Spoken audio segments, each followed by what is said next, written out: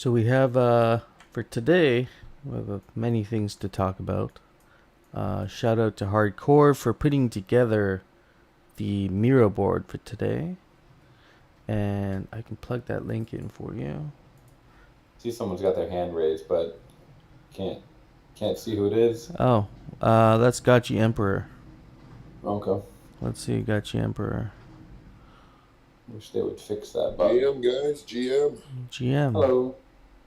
Yeah, I just enjoy all these meetings. I wish we could have one every day. I know you guys are Yeah. busy.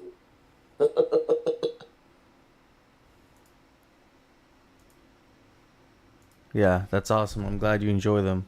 Different kind of discussion that goes on over here. And it's good because it keeps the hangouts nice and chill and mellow. And then we can Yeah, focus on all the DAO stuff today. So, Mm-hmm. yeah. DAO stuff is really cool. I'd hmm like to say that I've been noticing some nice pricing on the gotchis, so I've just been picking up more. oh, I don't good. know if you guys have noticed it too. I have not. I mean, you bought some new gotchis. I mean, you got quite a collection too. I'm up to 40. I got 40 now, so 40's nice.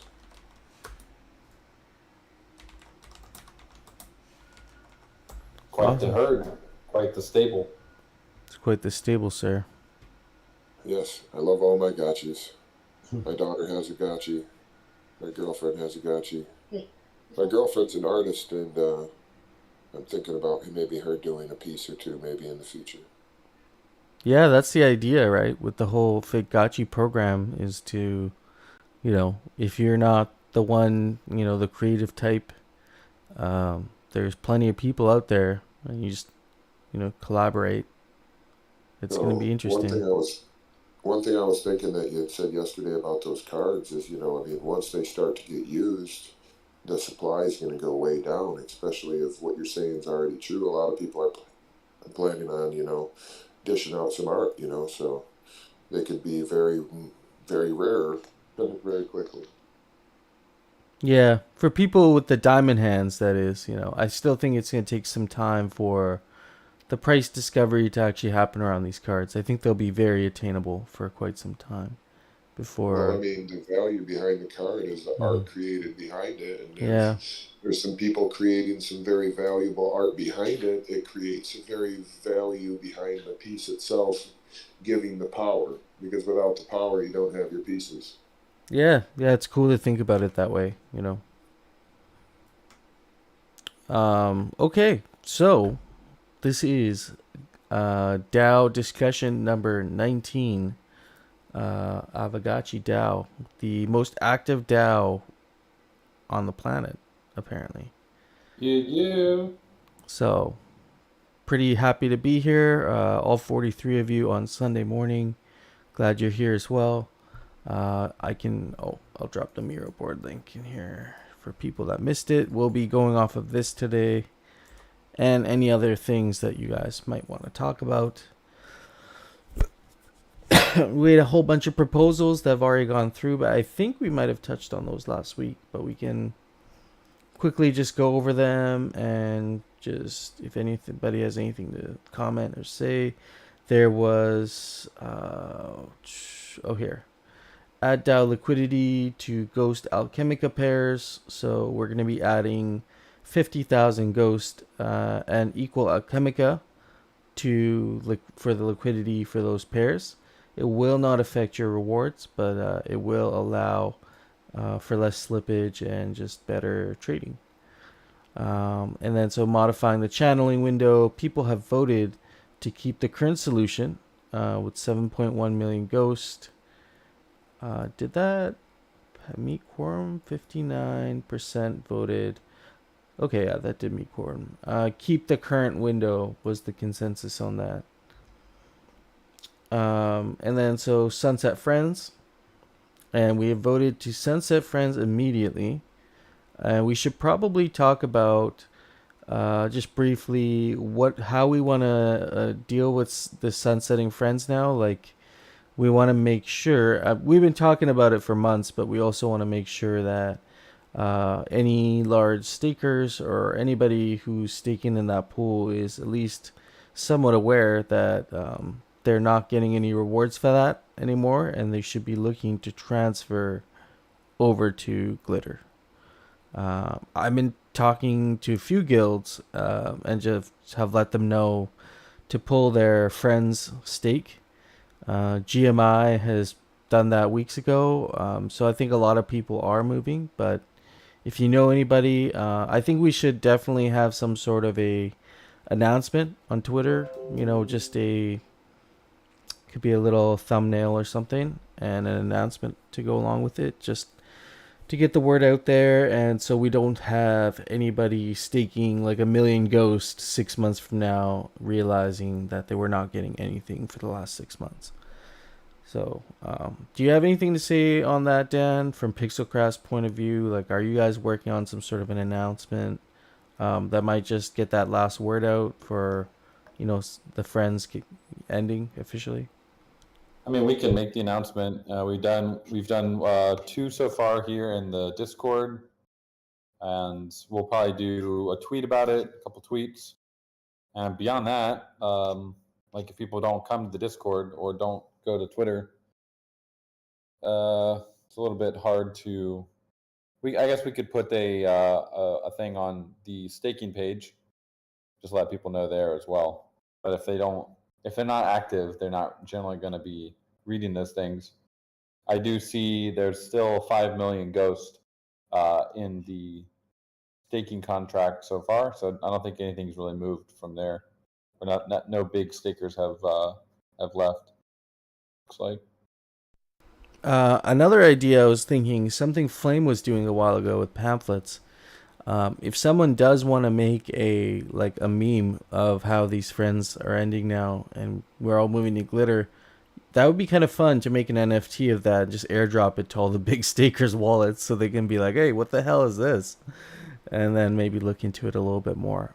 But other than that, I think what you guys are doing is on point. That's kind of addressing anybody who's engaged, at least on a very minimum level. So even if they're on Twitter, they'll hopefully see it. But other than that, I just had this idea from the community perspective. If someone wants to actually get the word out in a different way through some cool NFT or meme that they want to make and send it to some of these wallets, that would be interesting at least. But yeah, I got nothing else to say on that. So yeah, if you guys have any other ideas around that, definitely drop it in the chat. The next one, Aavegotchi was Glitter, update Glitter emissions, increase Ghost USDC to 20%, and retire Ghostmatic. And so people voted to increase USDC and remove Matic, basically. So that change, I guess, will have to happen at some point. That's been implemented. Oh, perfect. There you go. Yeah, we just got that. If you go to the Glitter staking page, it reflects that currently the Ghostmatic pool is still there. So if you need to pull your stake out, you can. But it just says 0% weight. And Ghost USDC is now 20% weight. Right on. Good stuff. And so then the last one there, Aavegotchi 42, setting limits on the number of board gotchis allowed per wallet address. We have voted to limit the market to number of parcels plus 1. Wait, hang on. Yeah. So is that that's basically 2 for every parcel then? Nope, that's 1 plus the number of parcels you have. So if you have 1 parcel, you would have a 2 borrow limit. Okay, so that's the only time that it would be doubled, is only if you have 1. If you have 40, then I have 41 limit. That's right, yeah. That makes sense. I thought it was like an extra 1 for every parcel you had for some reason. A good clarification there, yeah. So you just get 1 extra plus your parcels. And that's how we're going to move forward with that. And that takes care of all the proposals that were recently put up. And so we got a new proposal here. We will talk about it in new business, but let's look at our old business first. And actually, old business is this proposal. It's in here. So we're gonna go to the Miro board. We were talking about this a couple weeks ago about airdropping Gachi respec potions, and the consensus at the time, people seem to feel really good about it, but it might be time to get another check on that, see how y'all feel about this. And I kind of think it's an interesting idea. You know, we've been adding points to our gachis, since inception, based on rarity farming. And the traits didn't really have a whole lot of meaning up until now, with everything being developed. So people have allocated their points that will, in a way that's, most favorable to rarity farming. But now we're entering a new era with the Gachiverse and battle mechanics and PvP in the arena. It might be a good idea to give these OG Gachis who've been got experience, allocated, collected all these points. Maybe they get airdropped one of these respec potions per gachi that you have in your wallet. And what it should do, it's kind of like a wayback machine. So what it would do is it would take your gachi back to a point before it had its spirit points allocated, and you would get all those spirit points to reallocate to your trait set.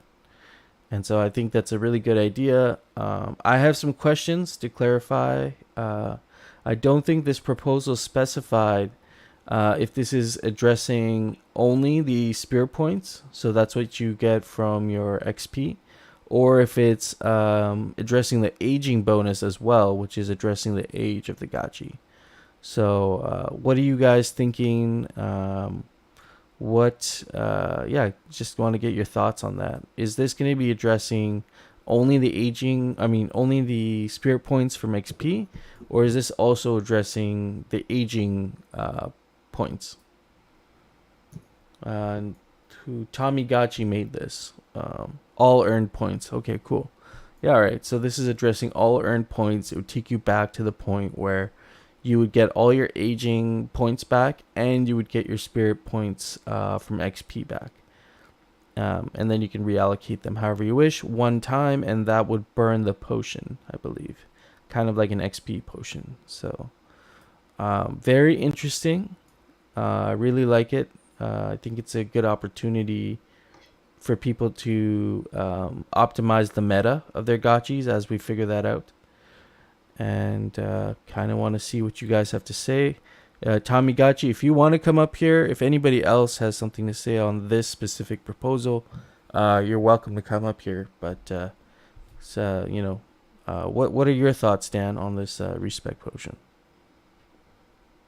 Yeah, I mean, I think there's been a lot of discussion on it, and seems like it could make sense. If I don't know if the timing would be like when we want to implement it, because combat's not quite ready yet. So would you want to? I guess the worst thing would be if someone spends their potion, they use it now, combat's not live yet, and they want to use another one. They have to go and get it from the open market at that point. Shouldn't be too big of a lift. I haven't seen the work that would be necessary to actually do this on the contract side. But, Ooh, I think you're going a little. I think you're going a little robotic on us. You on your phone, Dan, or your computer? No, on the computer. Yeah, I remember last time you went on your phone, it worked a lot better. No, Tamagotchi got his hand up, Hefe. Tamigachi does? Yeah, let's get him up here.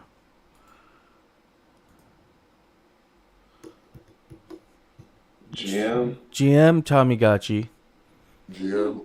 I like your proposal. Thanks. I wanted there was some talk. Dan suggested maybe waiting until all the polls got voting power, and I thought, well, let me put it out now because I think there's going to be a long leeway of time of getting all the voting done, sig prop, core prop, and then the dev work for the potion. And so I thought the potion might come out, shortly after, PvP is out, and I thought it'd be good to get all the paperwork done sooner rather than later.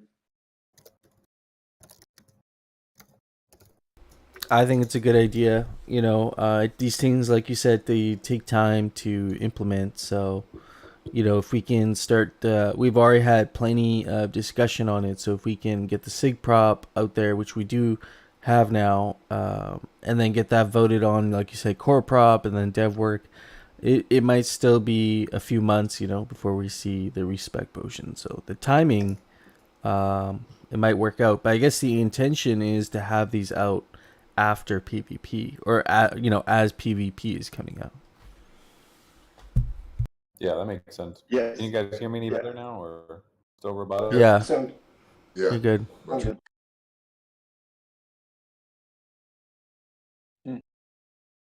there was kind of a question of what happens later down the road with these respec potions. The being roughly 20,000 potions going to be airdropped, depending on the number of gotchis in people's wallets at the time of the snapshot. And I put in the proposal that'll be up to Pixelcraft to pick the the block for the snapshot. The question is, what about down the road? Like, will there be any opportunity for new potions to be crafted or airdrop from other events and stuff? And my take on that is, well, are there any new XP potions? Are there any new kinship potions? And I'd say no. So that's kind of I think the respec potion would be treated just the same as the other potions. The amount in circulation is just the amount. Make things interesting for price discovery, and it would also make for some really interesting strategic decisions. Because if that's the case, the supply is capped and it's based on a even distribution of summon gotchis. There might be some really interesting prices on these in the bazaar, and someone will have to decide if they've already used a respec potion. If you want to completely change the meta of your gotchi, it must have to be really worth it, in order for you to spend, a few hundred ghost or whatever it may be to get that respec potion again, to respec your meta again. Yeah, definitely. And I think the potions are going to become more and more valuable over time as gotchis accumulate points. Because if you think about it, it's like if a gotcha that only has 5 earned points, the potion's not as valuable compared to a gotcha that's earned 20 points, which could really change their meta. They could really swing from a range gotchi to a medley gotchi, with the more points that they could allocate. So I think it's a very interesting game mechanic, especially as time goes by. Yeah, and strategy wise, I know the meta can shift in these games over time, and certain builds might not be as optimal as others over time. And so having periodic events, even, let's say these are the ones that are in supply, but at a later time, way into the future, let's say we have the great battle, and now the meta of the whole game is kind of changing again. Instead of starting to tweak the individual traits, which I'd kind of be opposed to that, I would rather have another opportunity for respec potions at that time.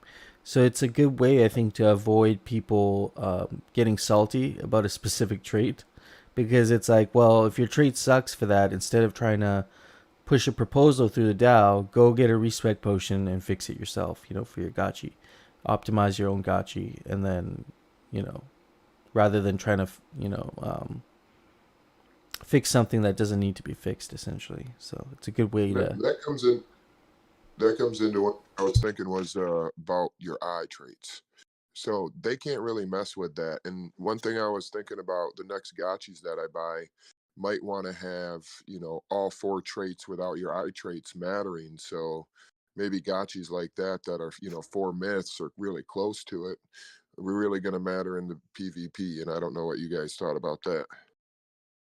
Oh yeah, I agree with that. I think, if there's less points with the eye traits, those gotchis will be better for PvP for sure.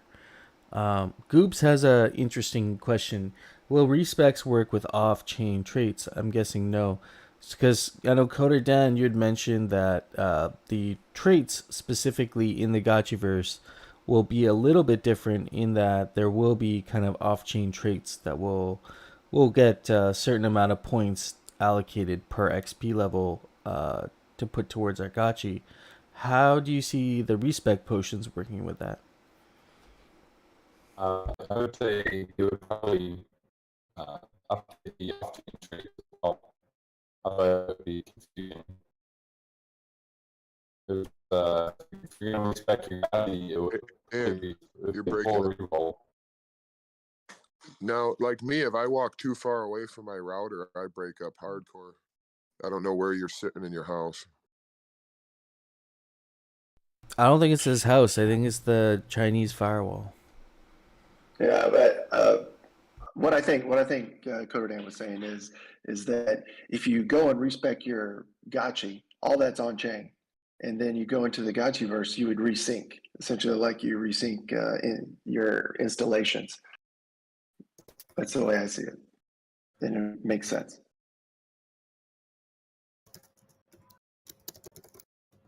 Yeah. Okay. I mean, that's kind of what I was getting from him too. And something interesting, I think we were talking, Guy Champer yesterday, was that there's opportunities to have more points in the Gotchiverse than in the protocol. So, like for instance, each level of XP you get 3 points, and those points can be allocated.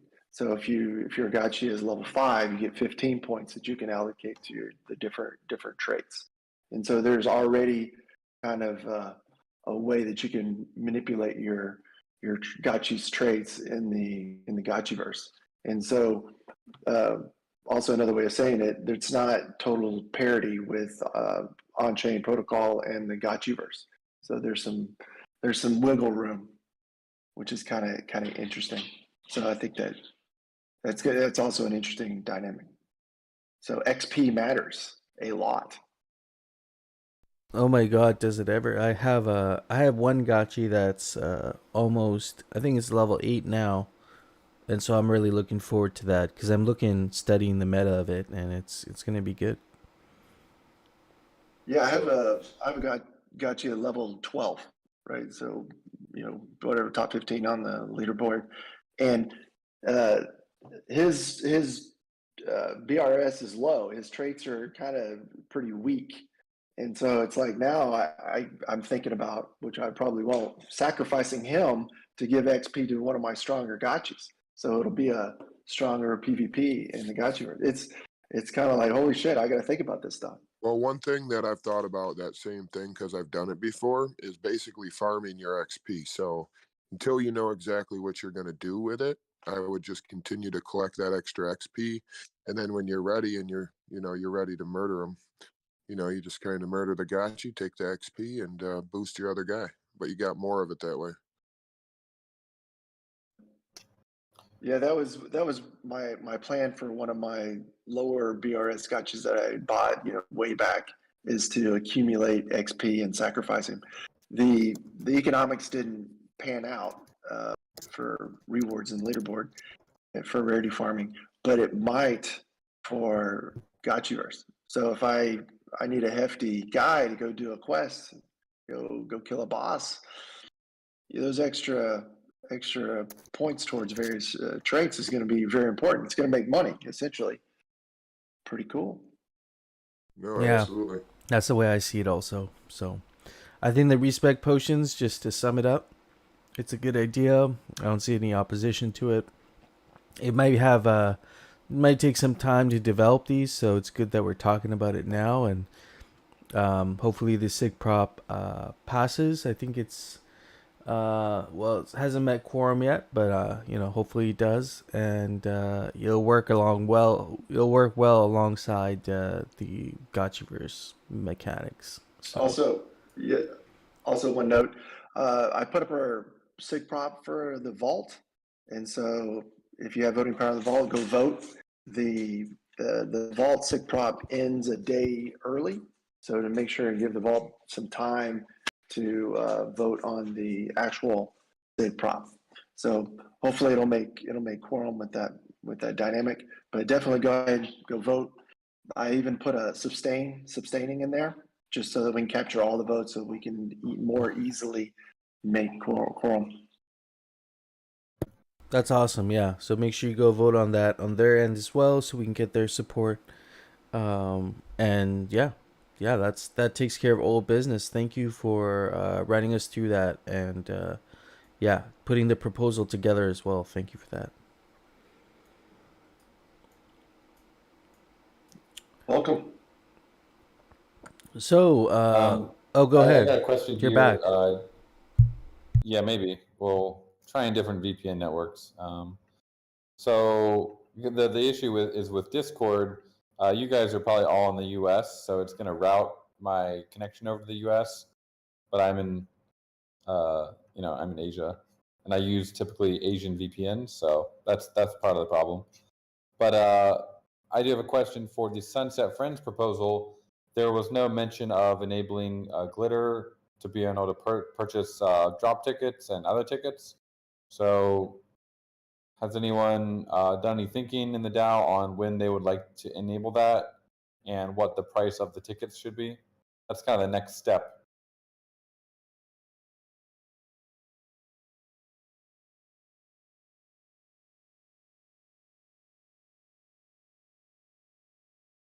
So we have Esmeralda in the chat saying we have 4 billion friends, and they're suggesting to wait for the glitter tickets until after BRS pause. I don't know what that means. I guess maybe the wearables, and have had a land auction. Well, before adding more, dilution to the current friends market, we need to, use up the current friends and the current tickets, which all those things are currently on pause. So there's really no, sync for those things. So I think keeping everything on pause might be a good idea. I don't know what you guys think. Hey, GM friends. I wanted to GM. say Yep. keeping it on pause seems like a good idea, but then I think when we go into the next raffle, so maybe as a compromise, like going into the raffle or just prior to the raffle, we set it up so that people who want to participate that don't actually have friends can still get the tickets without having to buy them on the secondary market. But that's why the secondary market's there, right? No Future is to kind of give them the opportunity to buy them if they want to. True, but if you were staking, say your ghost to get tickets, now you're staking for glitter. Glitter only has certain use cases if you're in the Gotchiverse, where friends are just a protocol level thing. So if people just wanted to earn tickets, they wouldn't be able to at this point until we activate it. It's just a very niche player. This is the only reason I bring it up. It's like not a big deal. So as I'm thinking as you're talking, so they can take their glitter, turn it into ghost, and buy the drop tickets on the thing, right? Yeah, but then they're dumping the glitter versus burning it. Okay, yeah, that makes sense. Yeah, it's just it's a small like contingent of players that would fit into this little thing, but I just popped into my head like. Yeah, I was just thinking of the already huge dilution of tickets because of the lack of having land raffles or wearable raffles, or we don't really have a lot of stuff going on, so we're kind of in a pause mode, is what I was thinking. So I don't know how that would affect the actual liquidity. Yeah, I agree. Heart battles. Buy hearts with friends so that we can kill each other. That'll be the last thing I say. I just say we can battle for my friends if you want PvP. With the tickets, another thing to consider with the tickets is if we do have tickets that can be purchased with glitter, kind of going back to what Coder Dan was saying or asking, like at what price would people currently pay for a ticket in glitter? Like what does that translate to? Whatever the ticket price is right now in glitter, what does that translate to in glitter price? I don't have a calculator, but if someone can, like whatever it is, I'm checking quick swap now. Yeah, I'm just curious. Yeah, I'm We'll just use based off of a drop ticket, right? A drop ticket's around 2.7 ghosts last I checked. That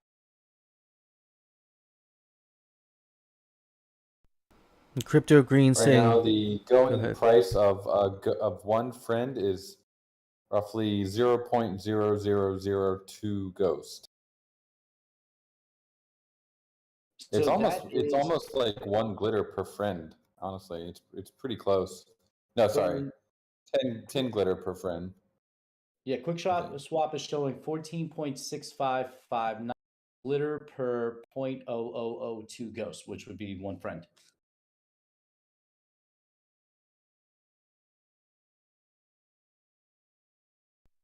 Do you think the glitter price could be dynamic for the tickets, or do you think it would have to be a static price from the get go? It'll definitely be static for a while because there's very little liquidity and there's no oracle to be able to tell us the correct ratio. So it'll definitely be static.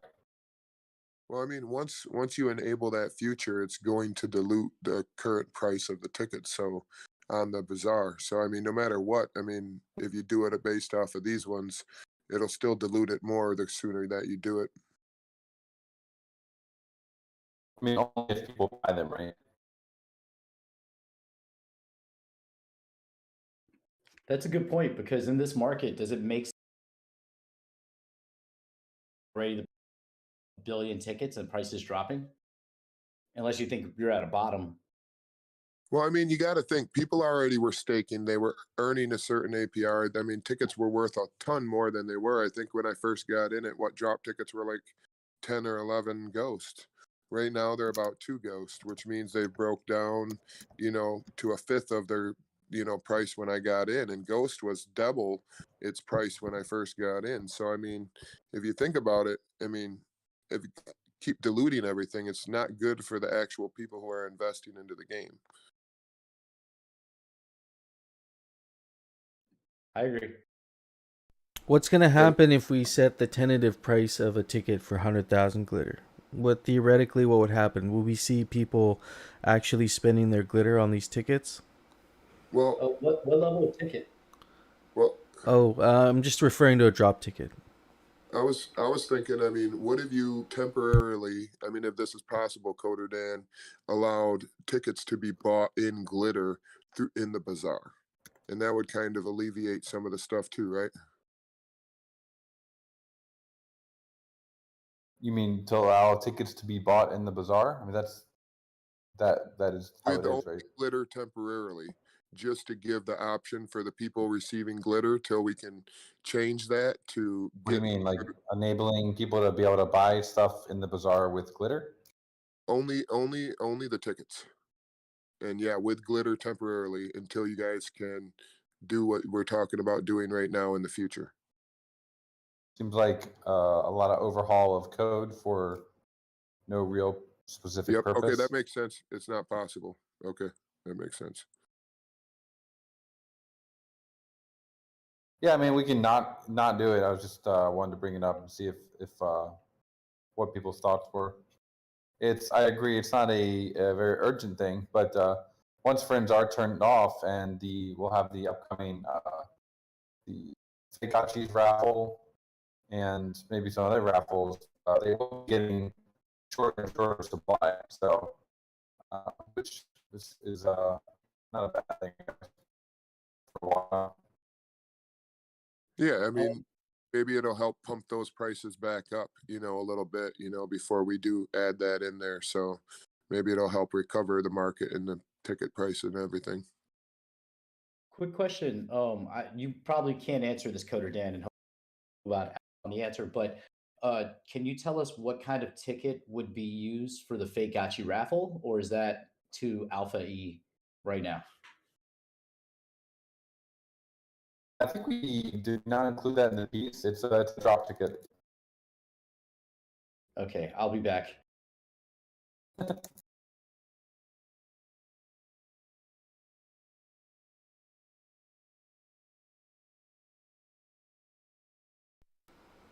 Currently, how many drop tickets are there?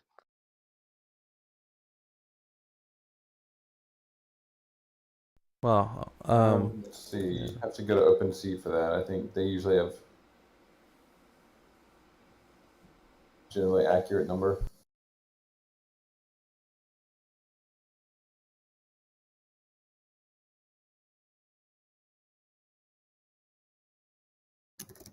To remove my listings for tickets.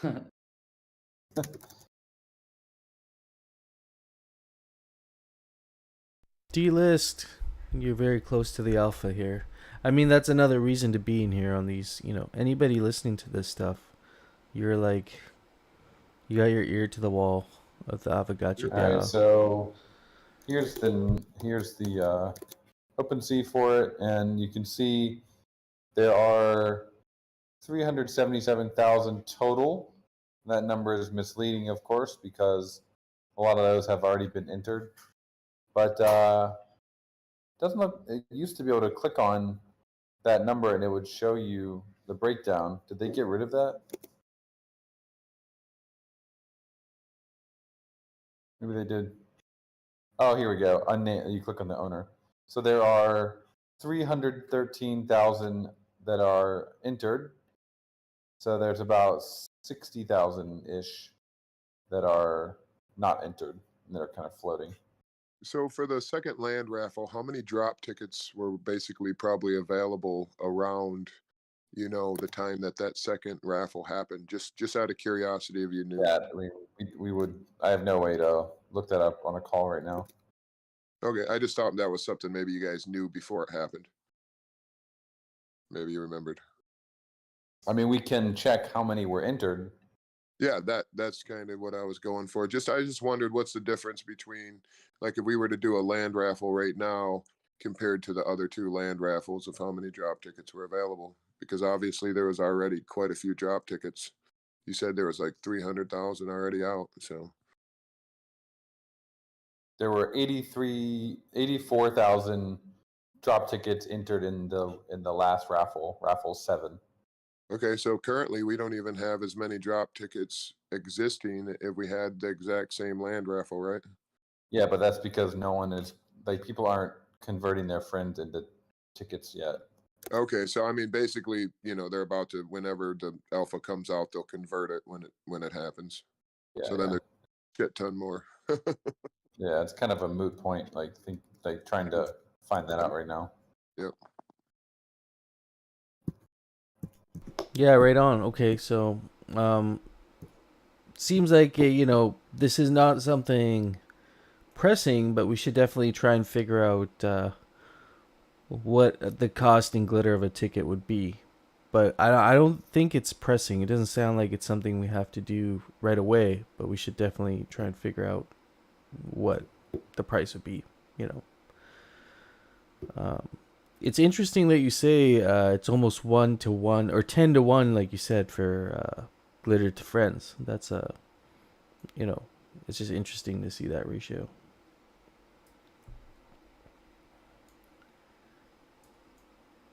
Just reading some of the comments in here.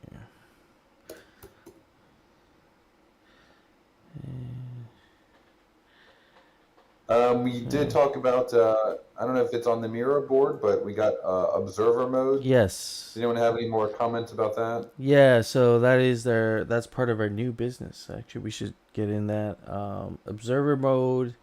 I guess this is a idea that you had put out there, but it's caught on pretty quickly because we got fake gotchis, got NFT display cases coming out, and this kind of ties in with that. You'll be able to have observers, and these observers will have very limited capabilities, but it'll be I don't know visually what it would look like, but it would be this other character, I guess, that could come in to the Gotchiverse and walk around on your parcel in the Gotchiverse and look at the artwork. If you're doing like an art gallery thing, you could have them in there looking around. They could get a vibe for the Gotchiverse, see the spillover, people collecting all the tokens. They'd be very limited in what they could do, but it would allow them to be a part of the experience and really get in there. So Yeah, definitely want to know what your comments are on that. Should we invite observers into the Gotchiverse? Very limited capabilities. So things they can do, they can move around the Gotchiverse, still bound by physics of the game. They can place installations, tiles, and upgrades on parcels that they own. So they may not have a gotchi at all, but if they want to build, they are allowed to build in the gotchiverse if they own land. And this might be really good for the land economy as well, because there's a huge difference in price between buying a piece of land right now and buying a gotchi. So Yeah. might be lowering the barrier to entry there significantly by getting observer gotchis that can build in the gotchiverse. Mm-hmm. Yeah, I think that's the building yeah. is a key feature of the observer. So they're not pure observers. They can also build, which maybe observer is not. We've actually went through quite a few names for this role, and could be that observer is not the perfect name because they can build. Another name we had was Spectre mode, like James Bond movie Spectre mode, which I thought it was kind of clever because it kind of sounds like spectator mode, but it's also a ghost. But I feel like that time would probably be lost on many people. So I don't know. Now, would those people be able to, whatever they're building on their land that they owned, are they going to be able to somehow get that out of there? Or do eventually they have to buy a gotchi to extract what they've built? No, they can't do any yield activities. They can't like if you make a harvester and reservoir, you can't empty your reservoir with an observer. Okay, but you can make it with an observer. Yeah. Okay, so basically somebody can enter into the game, but they actually aren't earning any Alchemica until eventually they can buy a gotchi and extract what they've done already? Yeah. Yeah, this Okay. is mainly like you probably wouldn't build all the yield farming stuff unless you have a gotchi. So this is more for someone who wants to build out like the NFT display, but they don't have a gotchi. They just want to show their stuff off in game, right? But they don't have a gotchi and they don't want to rent or like borrow a gotchi on the open market because it takes quite a bit of effort sometimes, depending on the time, to get a gotchi. And also, they might not want to pay upfront to get that gotchi. Well, yeah, you could have a bunch of friends in there helping you build at different times, and they don't even have to be a part of the game, and they could just be helping you inside of the game and kind of bring them into the Well, yeah, but game. you might not have friends. You might be totally new to the ecosystem, and you don't really know anyone. Oh no, I We know. I'm even being new, somebody new, they can have their friends come in and check it out without, having to buy a gotchi to check it out or rent one, like you said yesterday, right? yeah, exactly. So I mean, I could have like 10 of my friends come in, check it Mhm. out, go around, look at my land. If they're bored, maybe they like the game. Maybe now they're building stuff for me. Stuff like that makes a lot of sense. I was gonna say, how low of a barrier do we want? I think it was Jesse or yourself had mentioned yesterday that it would be possible to even have these observers in the Gotchiverse without having a MetaMask wallet. That would be huge. I think that would be incredible. I think other games like Crypto Voxels and Decentraland were mentioned yesterday as having these modes where you can literally go to the web page, sign in as a guest. You don't have to enter anything, and you can just come into the Gotchiverse, walk around, look around, observe per se, but also have this ability to build. Like what are your thoughts on like not even having a wallet to log in? Yeah, you could just jump in, but you literally can't do anything at that point. You can probably chat, but you couldn't build because you don't have a wallet connected. So they have to sign through the MetaMask, and they're going to have to own it through like a MetaMask or something or their ledger. But Own what? in order to build what they're building, in order to own their Oh land, yeah, I mean, yeah, they yeah. have a wallet, is what you're saying, right? Yep. But there are also the option, which he's saying, is to just come have like some floaters floating around, observing, checking things out, stuff like that. And if they choose to buy something, then they have that right, and then they need the wallet. You know what I mean? So it's like a second, a second addition to everything, like two parts. No, Future has a good question. Wouldn't this wreck the rental market? Um, I don't think it would, only because these observer gotchis are limited to only building on their own land and also observing and participating in, like art NFT display type events. I don't know, outside of that they can't really do anything else, right? Don't start out. If they're not able to pick up all the stuff, there's no reason to, for them to, take away from the rental market where people are able to earn. Well then, and they also can't channel on other people's land, and they can't drain reservoirs on other people's land. And I think that's another use case for rentals, right? So they'd Okay, only, that makes sense. yeah, I think they'd only be allowed to build on their own land, right? Like this is not going to intrude into the rental market, I would think. Even then, they might have a gotchi to empty their reservoirs one day. You know what I mean? So that gives another use case for rentals, actually, on the opposite end, if you guys can hear me. Actually, I had a question. How would this because someone was saying, imagine 1,000 random colored sus butterflies. I wonder because like I feel like observers can scale up a lot quicker than the number of players because of that whole rental market thing and understanding the game. Getting observers in will be easier than players. So, what kind of effects will that have on, I guess, the servers and potentially like lag if there are like 1,000 people watching in the Gotchiverse but not actually playing? Will that slow down everything considerably, or like what are your thoughts on that, Coder Dan? We're working on the back end refactoring that's gonna essentially split up the Gotchiverse into a ton of small zones.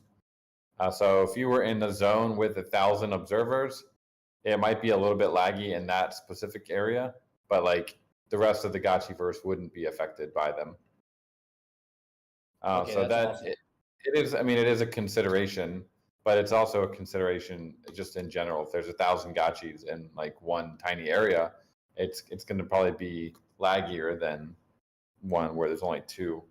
And yeah, we'll have to probably have some limits on how many observers there can be in the game at any time. And like DDoS attacks are possible. Um, so we would obviously want to have a limit on how many people connections there could be that are not trusted, that don't have gotchis. Oh, would observers have the same features as regular gotchis, such as chat and mini map, stuff like that? Like district and I guess local chat. It's up to us, really. Like that's up to us if we want to have that enabled for them. If we want to be able to, so like one use case is I'm an artist and I have some collectors, and I want to show off my art in the Gotchiverse, and I want to just drop a link to them so they can all jump in. Like if they can all jump in, but I can't see them, are they really there? Yeah, that makes. Or if I can see them but they can't talk to me, I'm like, oh, this is boring. Yeah, I think the being able to chat with them was huge because observers ask questions. Yeah. That installation is cool. Where'd you get that cool like grand fountain? And then there's backstory, and we can make friends that way. Yeah, I Yeah. think it'd be a great conversation.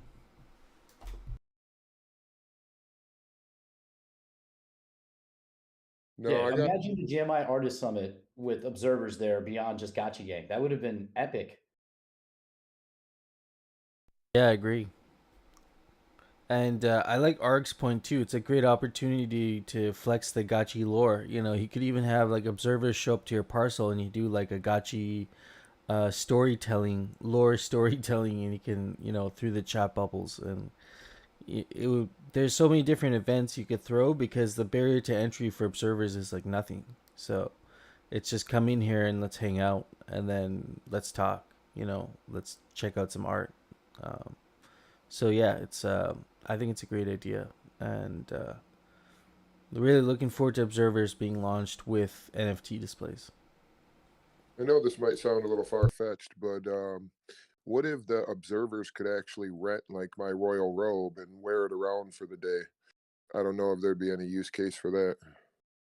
I think we have to be careful with what we do with the observers to keep it very limited, because if we start adding on things, now we're starting to take value away from everything else that people have actually paid money for. No, I So, know. I was yeah. in a way to make it have more value.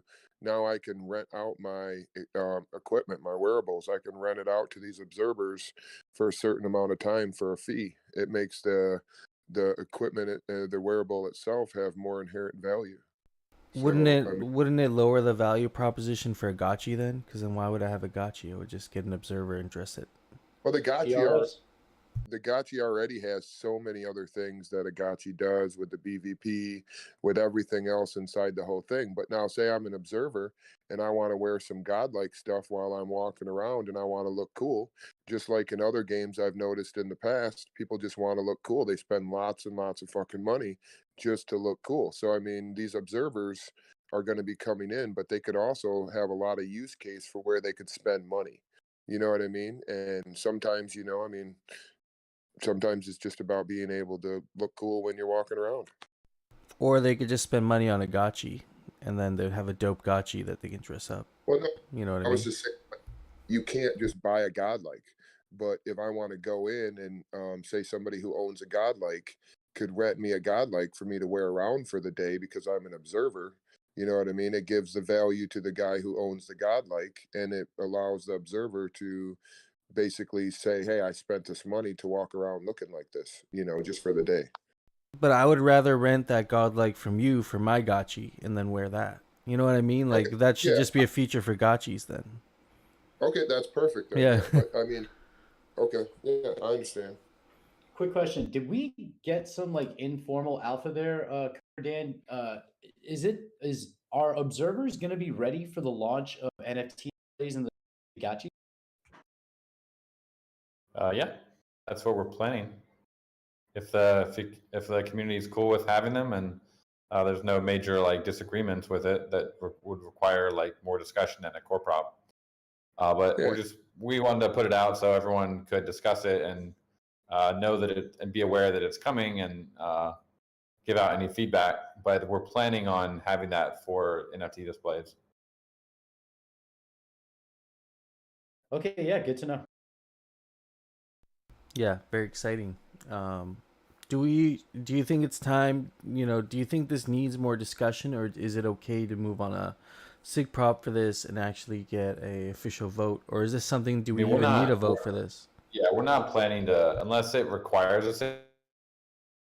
This is just we wanted to put it out there, and it doesn't really affect the Aavegotchi assets in a major way because it's not an NFT. It's just about adding accessibility to the game. So shouldn't be a very controversial thing that would require a sig prop. But I mean, if the community feels differently, we can do it as a formality if you'd like. But we didn't really envision it as requiring a vote. Yeah, and I see that as being just another feature ad more than anything. So yeah, I mean, people can always vote the other way if we do get the observers, and for whatever reason it becomes some sort of an issue, we can address it then. But I think it's definitely a good idea to just implement it along with the full launch of the NFT displays and the whole Fake Gotchi program. You know. As far as the pets, it is something we considered. I don't think it really makes sense with the lore, and we have other use cases for the pets as well, so we don't really want to mix them up. So we're probably going to envision something new for like a new sprite for the observer.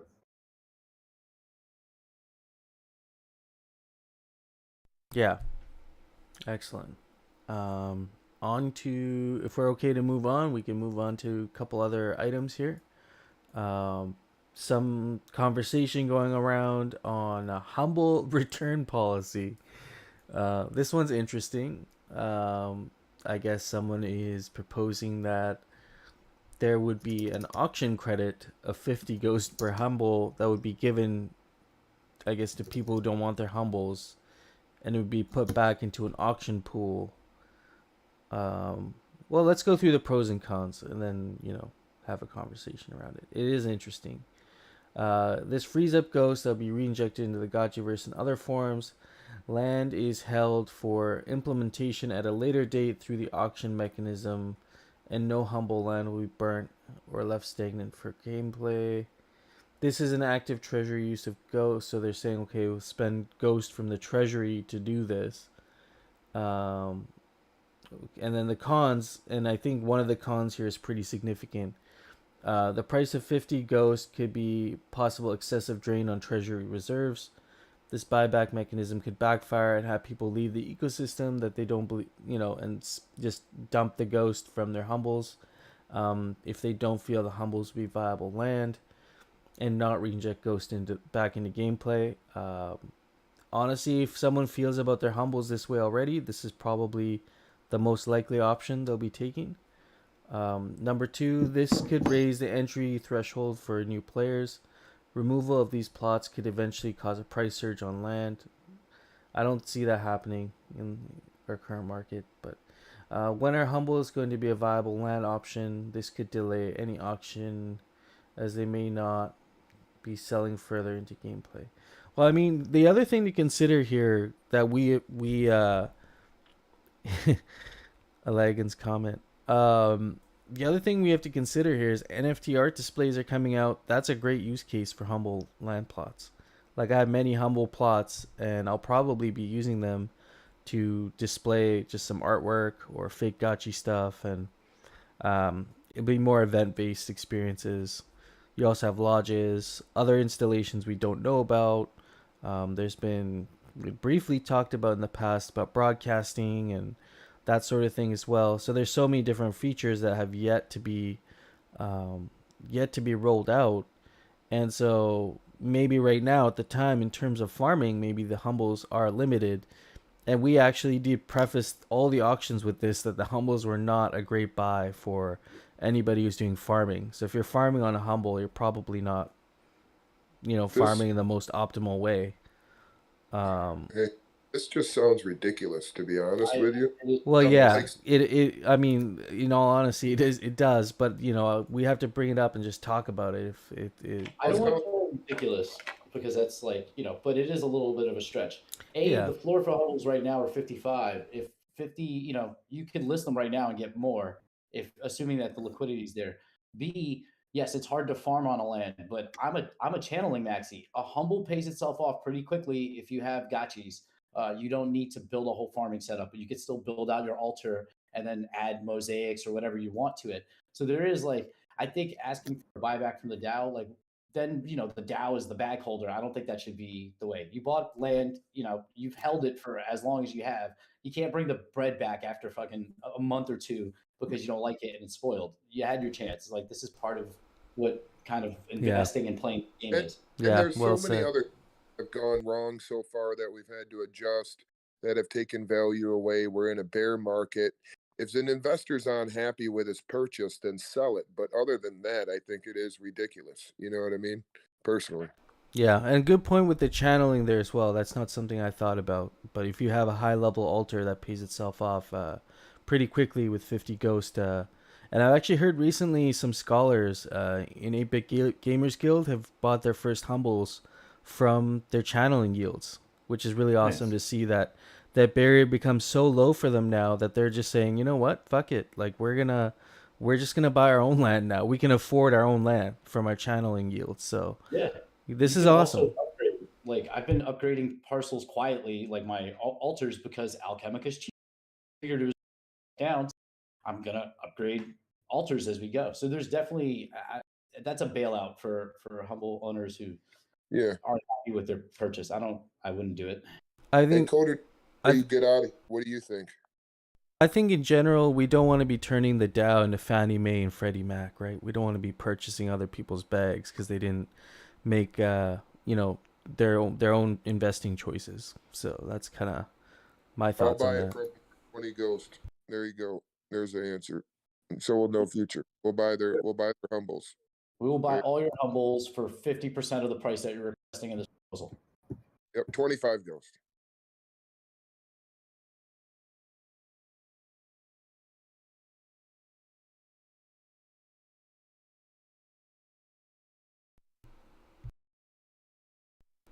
Did you switch VPNs, Coder Dan? I'm here. No comment from Coder Dan. We're gonna move on. Yeah. Fake Gotchi distribution. I wanted to ask Oh. one. There's a proposal. It's got quite a few comments about the golden altar being removable, and I was last time I was reading it. It seemed like people were saying that they didn't actually think we needed a core prop for this or like any sort of vote, but I wasn't totally sure what the expectation was for that one. Well, you made an interesting point on that one, Coder Dan, because I think the person in that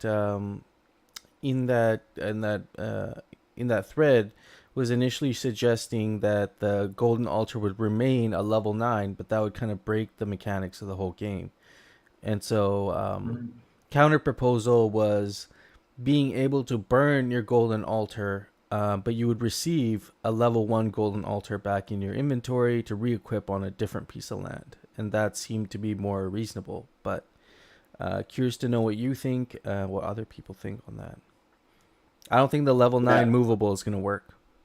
I'm reading my comment. Maybe removing a GA from a parcel could mint a new level 1 GA back into your inventory, which you could then use to skin a normal altar on a new parcel. So it sounds like we're saying basically you could have, as long as you have a level 1 golden altar, you could then basically burn that golden altar to then transform another altar on another parcel into a golden altar.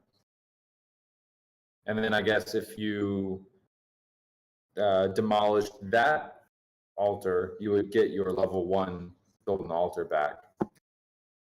So basically, you'd be spending that golden altar kind of as a credit to update the skin of your altar. Is that what people want? Like the guy who let's see who made this proposal, JG. One thought that I've had on golden altars ever since they were released is that they should have been bigger. Is that something that anybody else has thought about? Some people think that- saying this is pointless. I mean, how much work is this going to be to implement, Coder Dan? Is this going to be a fairly easy thing to implement if people want to move this golden altar, burn it, get the level 1, implement it on a different altar and turn that one gold? Like, is that something? It's gonna be, I would say it's like medium level, because we do have to do a bunch of exceptions in the contract for that specific feature that currently don't exist. So we would have to add in some, like, if level 1 golden altar, and we'd have to add in a new function for it, and it would also require some Gotchiverse like front end work to show that conversion UI. Like it would be, I would say, a medium lift. Yeah, I'd say I agree with what Goop said. Like we knew how the altars worked when you guys put out lots of videos. We had a stream about it. So changing it now it's not really worth the time and effort.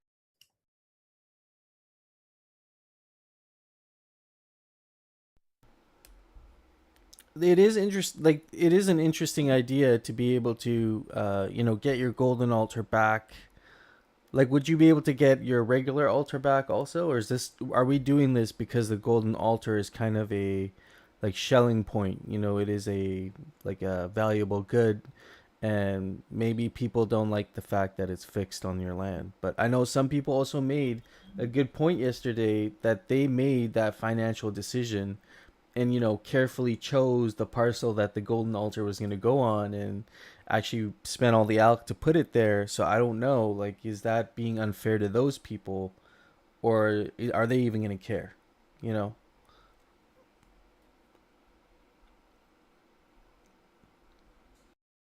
I still think that the golden altar should have more aesthetic value from its size. Like when I look at my fountain, I see more value in my fountain than I see in my golden altar because I can view it. I can see it when I zoom in on it. It just looks better.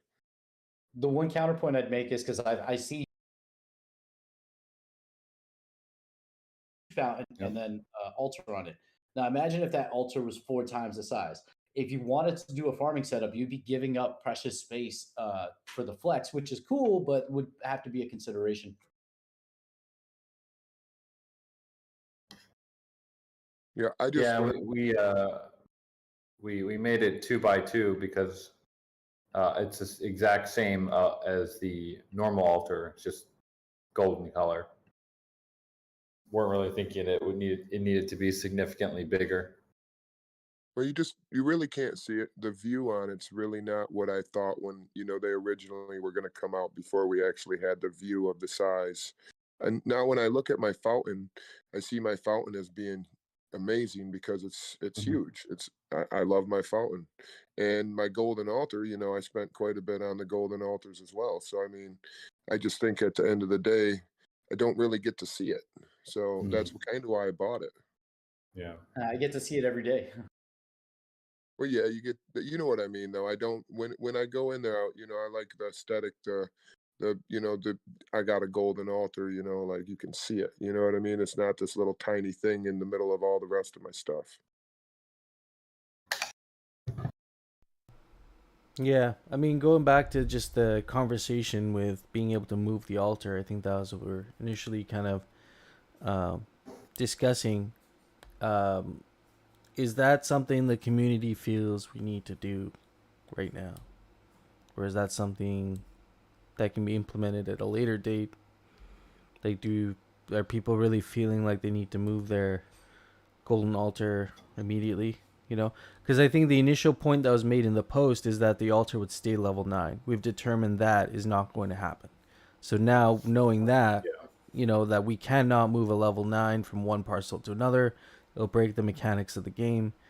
Um, do we still really want to spend time on this, basically?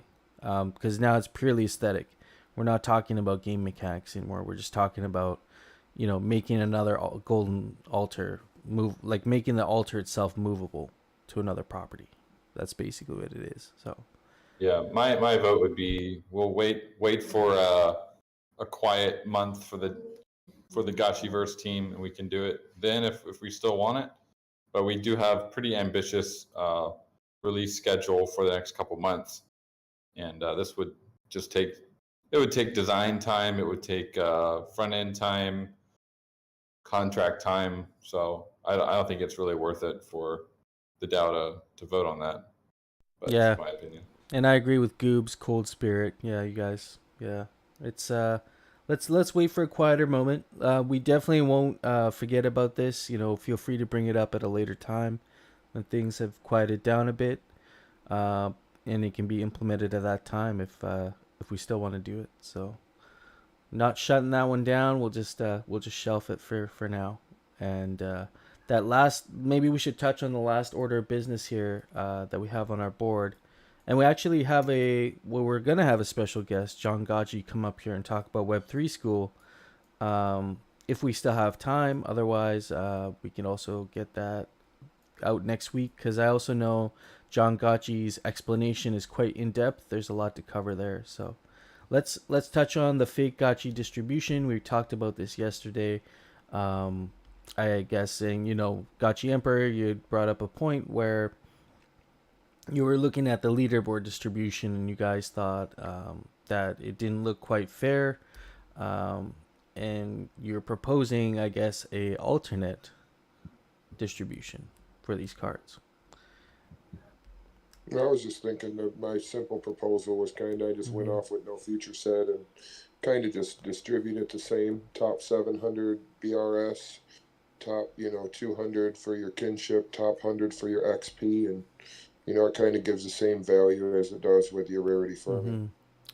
But other than that, I didn't really we talked about it yesterday a little bit, and it didn't really I didn't really see any point after Coder Dan explained it, and so I mean, at the end of the day, if you want one, you can just buy one. I just, I just thought it'd be cool to like, I don't know, change it up, but whatever. Yeah, I think we had a good conversation around it yesterday, but no future. I see Yeah, that you're. Yeah. Okay. yeah. I don't have a strong opinion one way or the other. I was just Yeah. Okay. it was Fair enough. talked about during the Gotcha space the week before, but I'm gonna get cards either way. So And to be honest, people are not going to see the value of these cards. It's not going to become apparent for quite some time, probably. So there'll be opportunities. Buy from the lettuce hands. There's plenty of them everywhere. So. yeah, and a raffle is happening. So and we just heard that it's gonna be cheap at this point. I don't know. This isn't the place to talk about. We'll talk about it later in the Gotchi space. But I wonder what the demand is going to be for that kind of raffle because I find myself wanting to throw a lot of tickets to get those cards. I don't know if that's shared by a lot of other people, but I am an artist, so it'll be interesting to see kind of the how it plays out. I share that sentiment with you. I do share that. Got a question from Leggings. Question about the cards for artists. Is it up to one max per artist, or is there a possibility to get multiple cards per artist? Like per wallet, he means, right? Yeah, Not everyone's an artist. speaking about the artist distribution, I guess. Yeah, if you have 3 gotchis that are ranked, or even 1 gotchi ranked in 3 places, you would get 3 cards.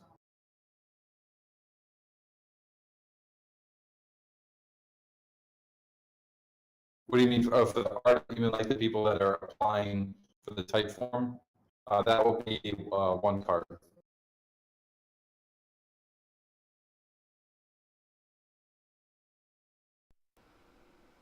Right, 1 card. Okay.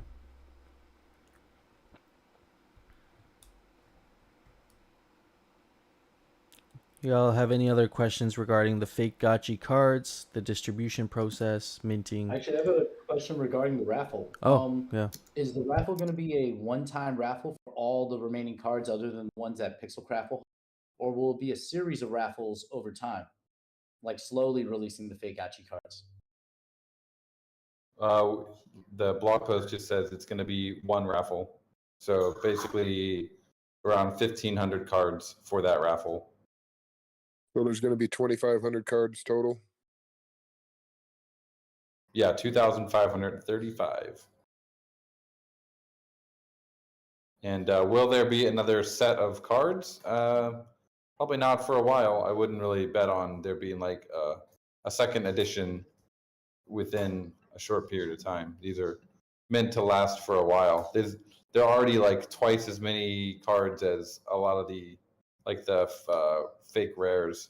I forget how many they have, but I think it's Yeah, like, what, they have 1,400? 1,500 for fake rares, but they've, Yeah. they still have over half the supply, and they've been running the project for almost 2.5 years. So, Yeah, exactly. I mean, we might burn through it a lot faster, but even so, 2,500 is a lot of art.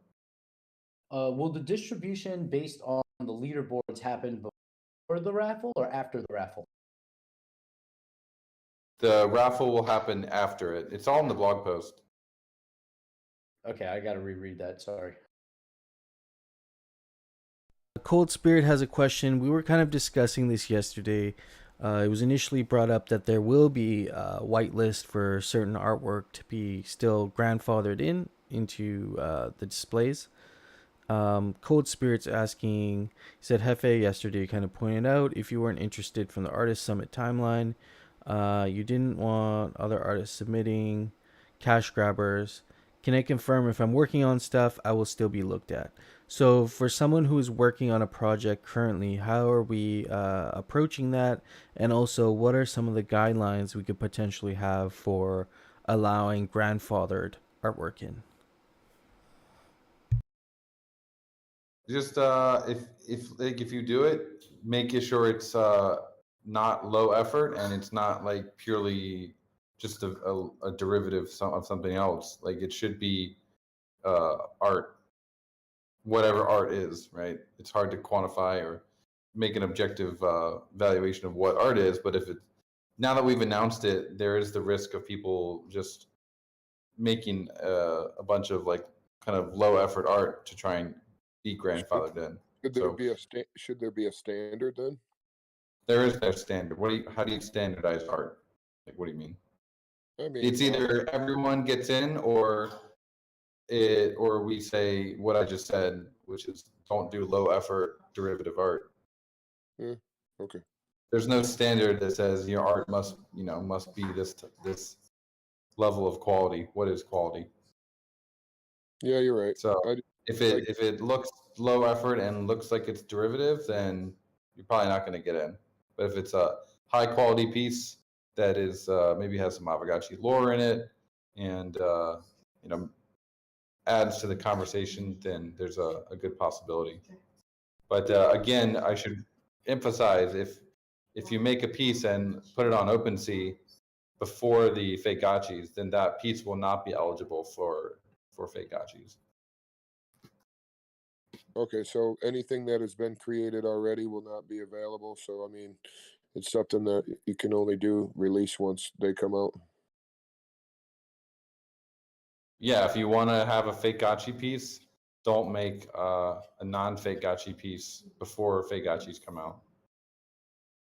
Very cool. A little more alpha.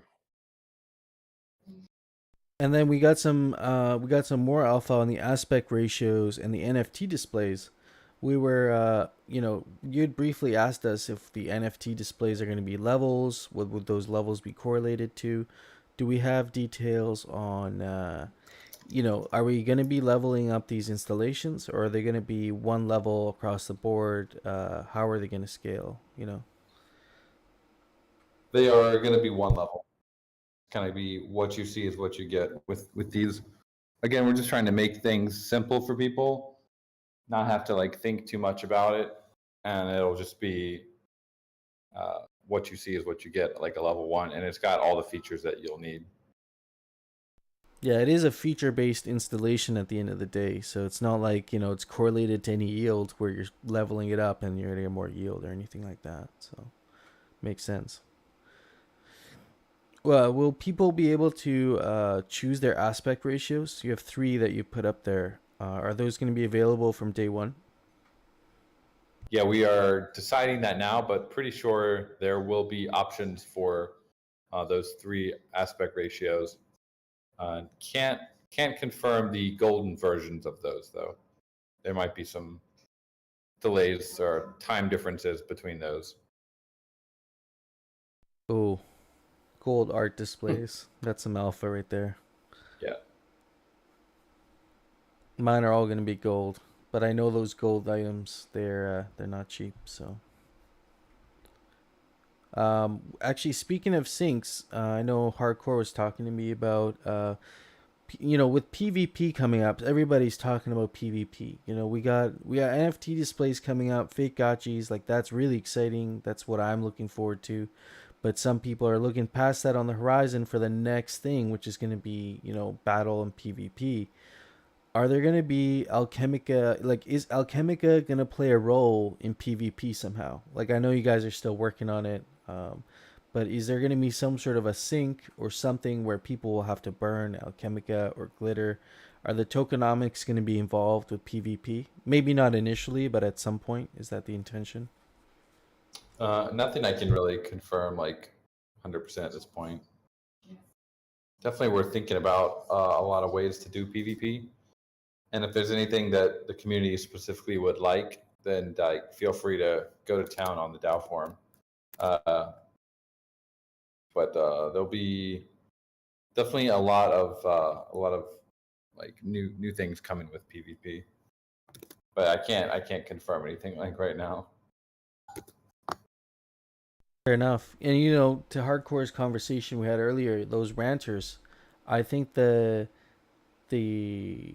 way to deal with that is, like if you want Alchemica syncs in PvP, you want a way to burn Alchemica for PvP, let's start a conversation in the DAO and let's come up with some use cases then. Why don't we come up with some use cases for what Alchemica could possibly do or be in Aavegotchi PvP? What use case do we see Alchemica playing?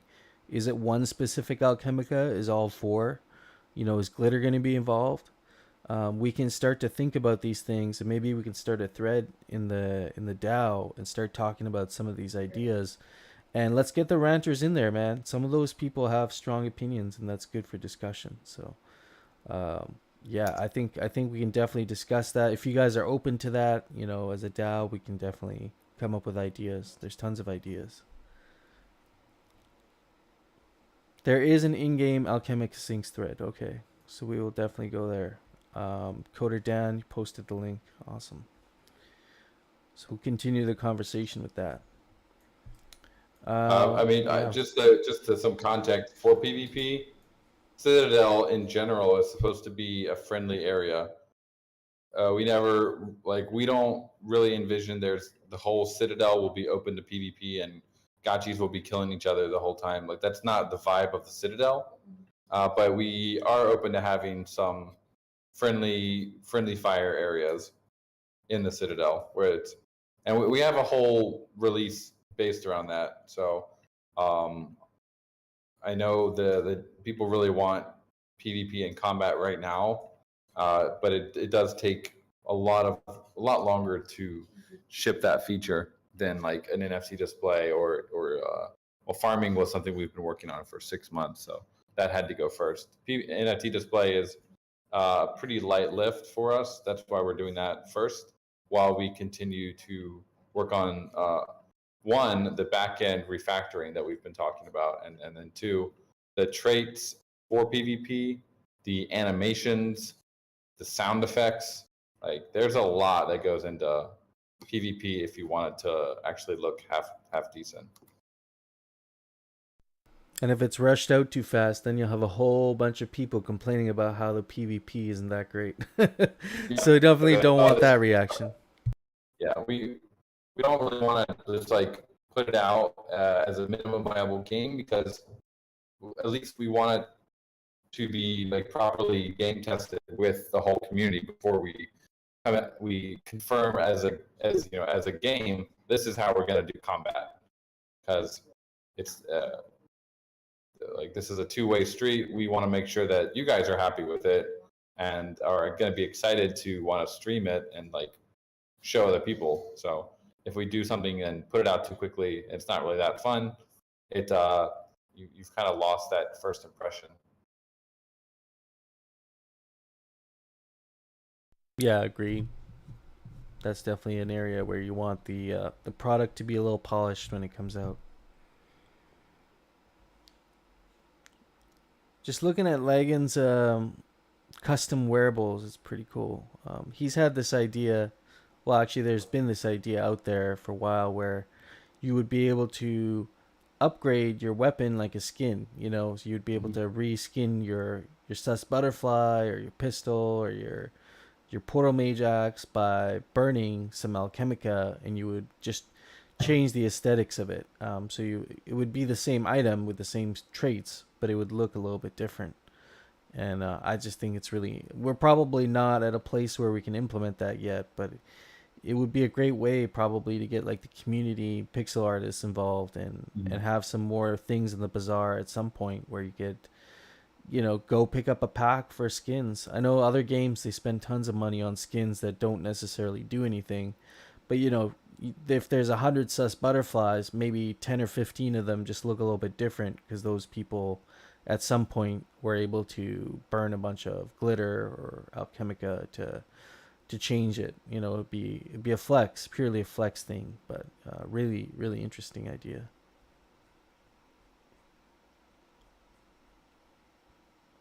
Yeah, just a side thought anyway. Another thing I wanted to touch on real quick is Hardcore has been touching on the Morales hackathon for the last little while there. I believe it's officially kicked off. So if you do want to get involved, I think he would be the best point of contact for this. But I know there's some significant prizes available. And according to him, the barrier to entry and the barrier to actually have something that gets recognized in this style of hackathon is quite low. So any new, junior devs or anybody already working on a project Aavegotchi based, there is a metaverse and gaming track that you can get into there. And there's also a developer tooling track. Um, there's two other tracks, but I don't think they're very relevant to what we're doing. But the metaverse in gaming track is definitely something that probably appeals to a lot of gachi gangs. So there's some pretty good prizes in there. Top prize looks like 3,000 USDC. So if you're already working on something, it might be a good opportunity to just get your work in there, and you know, get recognized for it. Hardcore, you got any other words on that? You got any other details on that? If not, if people are interested, do reach out to Hardcore for more details and check out the website for you to get started. There's a DAO Tech one as well. Interesting. Okay. Hardcore, do you have a link for people? Can you drop that in the DAO meetings? And speaking of hackathons, I think it would be cool to have a hackathon, Gachi Gang hackathon at some point. Been talking about it with some of the GMI friends about possibly having the next event be a hackathon style event, and still working out the details with that. But I feel like our community has so many cool devs and tools that have been built, or devs building cool tools that aren't really being recognized. They're building in the shadows, and we can kind of bring some awareness to what they're building. We're actually working on a plan for a hackathon with a very, very big partner. Can't really give a lot of details on it yet, but there is something in the works, and it would be very pretty large scale. Would have the potential to bring in not only obviously gacha gang builders, but people from all walks of life participating in this hackathon. So wish I could give more, but they're still kind of confirming all the BD stuff. But it looks like it's going to happen this year. Oh, that's exciting. I hope all the devs are listening to that. Definitely, I'll definitely relay that to the ATF as well, and get people gearing up for that. And as soon as you know some details on that, definitely let us know. Yeah, we were talking about giving the ATF a heads up and making sure that they are part of that. So once we have more details, we'll also reach out to them. Who's the lead contact for ATF right now?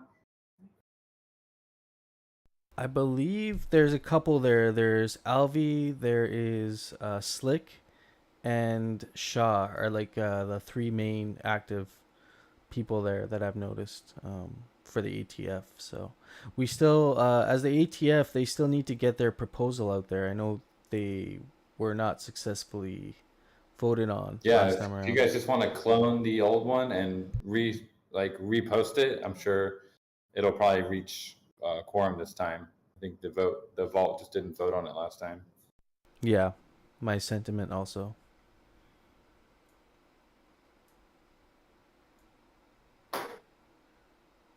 So yeah, that's going to be really, really cool, and looking forward to that. Once we have more details, I'm sure we'll put out a big PR for that.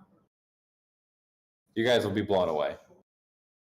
Oh, yeah. And for people learning, looking to learn how to code initially, Udemy has some great courses to get started. If you want to start with maybe Python, if you want to jump right into JavaScript, I started learning with ChainShot Academy, and they have Solidity courses as well. And they're almost like a Rosetta Stone, but for coding. It's actually very, Nice. very intuitive. It's not like Crypto Zombies or anything. So the courses, some of them are paid. They have some free ones you can start with, but a lot of them, the paid ones are definitely worth it. I've tried the paid ones also. So I'm currently working on one of the JS courses, and it's been really intuitive. It's actually been the best I've tried maybe. Coding's been a journey for me. I've probably tried half a dozen different programs and courses. This is the first one where I felt like I was actually, being able to implement what I was learning. So if you all have any other cool tutorials for people to learn, definitely either drop them in here or in the ATF channel. It'd be cool to get a lot of action going on in there. And people learning, that is the place to go. If you ever have any dev related questions, go to the ETF. There's a bunch of big brain people in there. Sha, Slick, I think Coyote's in there sometimes. Alvy's in there. These big brain coders that have already done a lot of Aavegotchi stuff and are familiar with the code base. So they can definitely help you out if you're ever stuck on anything. All right, friends, I'm gonna head out here. Hope everyone has a wonderful Sunday, and Yeah. we will see you guys next. We'll have the next call we'll have will be our rarity farming snapshot coming up this Thursday. Have a good one, brother. Hell yeah. Rarity farming. Yep. Thank you for your time, Yep. Dan. See you, friends. Thank you Take all. it easy. Yeah. Thank you all 75 of you to come hang out on Saturday or Sunday with us. We are doing Gotchi Space tonight at 7 p.m. Eastern if you want to carry on the conversation. And we'll see you there. And have a good week. Peace. Yeah, before you leave, drop your lens profile. Yeah, drop your lens. Absolutely. Let's get all the Gotchi gang to follow each other here because we're forced to be reckoned with on lens. So. Indeed. Oh, FaZe has a lens. I gotta go find. Oh. Lagan, does Lagan have a friends? Drop your. He does. Hopefully, he has a super follow now. Hope figure that out. Ooh, drop all your lens friends. Hell yeah, Gotchi Bulls, get a lens. So every Gotchi gang member, if you have a Gotchi in that wallet, you should be able to claim a lens profile. If you can't, point of contact is. Let me see if I can find the point of contact for you guys. You can. Well, go to lens.xyz and then there's a button there, and if you're eligible, it'll tell you. Yeah, but there's like for me, for example, I was eligible, but they didn't have me on the list for some reason. So I had to DM this guy, and he helped me out. See if I can find his contact.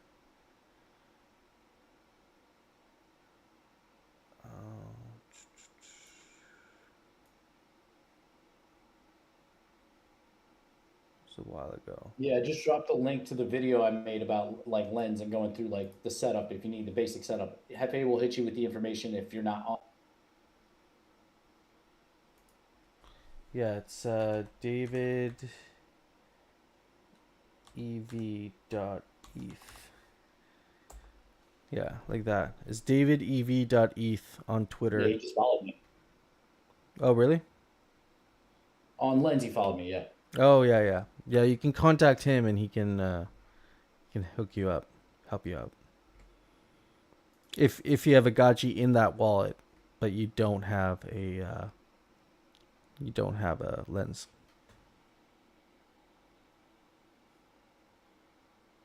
All right, friends. That's all I got. You got anything else up here? No, I'm gonna sign off. Okay. I gotta go get some, and I'm just following lens. He just followed friends on lens too. Nice. Let's all follow each other. Have a good week, friends. We will see you again next week. Peace out. Peace.